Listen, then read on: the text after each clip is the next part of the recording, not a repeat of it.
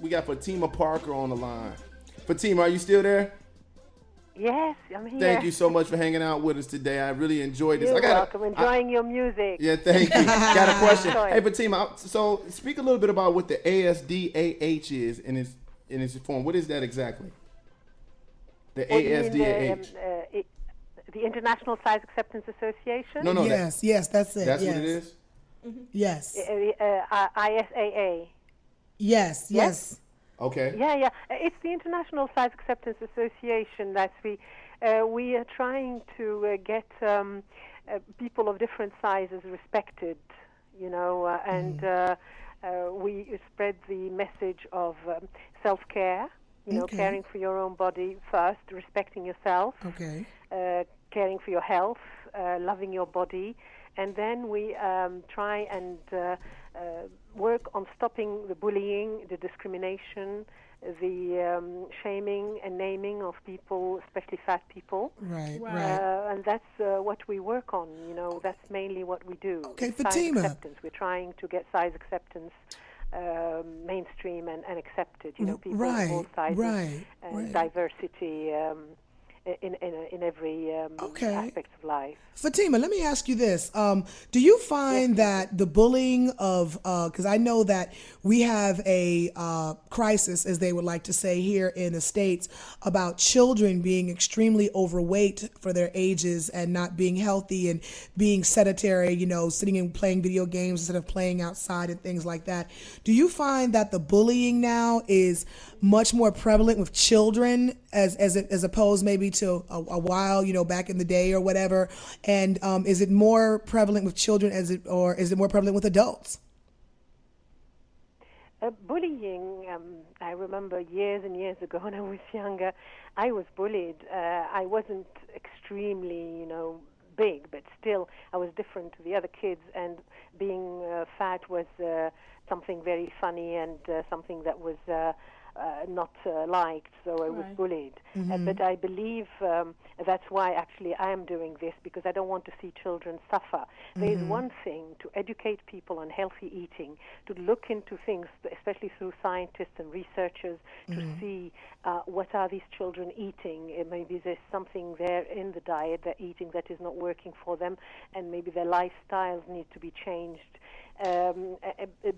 That would be more beneficial and would have better results than insulting children, than bullying them. They get the cues. People get the cues from comedy, from the media, from television, from the movies, where fat people are ridiculed and fat women are, even if you're an actress who is a little bit over a size 0, you are. I mean, you can see the joke. It is painful. When they tell her you. Now, do you think it starts with the parents? I mean, do the parents need to be addressed that they're harming their children by allowing them to get overweight, or should the parents be taught more so to teach their children self-acceptance? What they do, we have to have self-acceptance. Doesn't mean having an unhealthy lifestyle. If somebody is sedentary and eating the wrong food, that doesn't mean we don't defend that. What we defend is, if you are at the moment big because you have an unhealthy lifestyle, it is not fair to be discriminated against at work or anywhere else. It is not fair that we ridicule you on television or in society, or you're not allowed to have a job because at the moment you are, let's say, the extreme 500-600 pounds. It isn't. What the best thing to do is to get education. When you have acceptance, it means that that's it. What happens? We are all created different sizes, or there were events or different things that made us bigger. So let's deal with it from a healthy side, not as bullying, because people are taught, they say, if you bully that person, if you shame them, maybe they'll wake up and they'll look after their health. It is not, that is counterproductive. So how do you really make somebody... Go ahead. I'm sorry. It's okay. So how do you feel about weight loss surgery? Because I know that some of, they tell people that some people really do need the gastric bypass, the lap band, because their health is at risk. Are you totally against weight loss surgery, or do you feel it's okay for some situations? I mean, as an association, we do not encourage it. Okay. But what we tell people is you have to really do your homework properly. And you have to study, and you have to read, and you have to look. Don't just go into sites that have have people there in the honeymoon period. Oh, they've done that, they've lost the weight, they're great. No, you just have to weigh things. Tell them the whole truth. Look at things. Yes, and sometimes if you are big because you have a binge eating problem, which is psychological, just treat that. Get a treatment for the binge eating, because if you have your stomach amputated and then you have this sort of binge eating, let's say it's like drugs. You're addicted. Right. It's an addiction. Binge eating, anorexia, bulimia is an addiction. Absolutely. That's it. Once they amputate your belly, what happens? You can't eat. You're going to get the addiction satisfied somewhere else. Exactly, so exactly. To be drinking more or gambling or doing anything else. Gateway operation. Right. And then another thing, I'm sorry, Fatima, I didn't mean to cut you off, but another thing they don't address, you go ahead and have these surgeries, but then when you lose all that weight, what do you do with that skin? They don't bring that part up. Now you're flapping all over the place. Right. And then they also don't address, because if you are psychologically addicted, it's in your mind about your body image, and you get the operation. If you don't have proper psychological treatment, you still think you're fat. You still living like a fat person in your mind and your heart, and you're skinny now and you're all, messed up. It's crazy.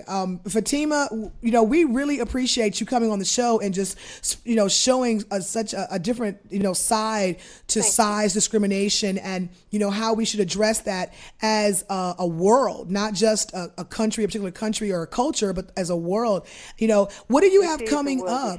Absolutely. Absolutely. I appreciate all that you're doing, because like I said, I'm a plus size girl. I'm living it every day. Yeah, I'm a plus size too. Exactly. And I know exactly. And healthy. I appreciate my roles, and so does my man. So, so what do you have going on? We're going to have to wrap this up, which I hate, because I'm really enjoying, the information you're giving. But, what do you have going on, and where can people reach you for more information?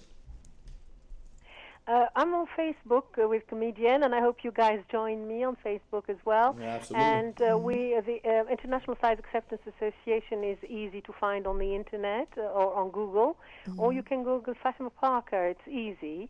And I just hope that I can take part in more of your We've been calling you the wrong name, girl. I'm sorry. It's Fatima, Sorry? not Fatima. It's Fatima. It's okay. Fatima is nice. I'm sorry, girl. I am so sorry. I've been calling you the wrong name, sister. I am sorry. Fatima is lovely.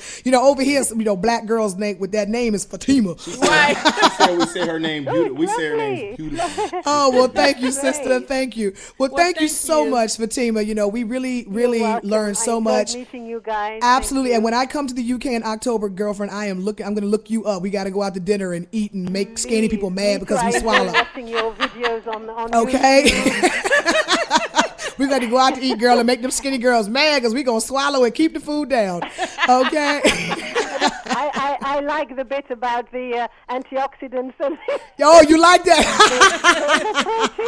The thighs must rub together, girl. Yes. The rotisserie. Yes, girl. Spread the rotisserie. Well, thank you for being a guest. Oh, my goodness. Thank you so much, Fatima. And definitely, sister, we will look you up. Take care. Thank you very much. Okay, all bye-bye. right. Bye-bye. Bye-bye. Thank you. Bye-bye.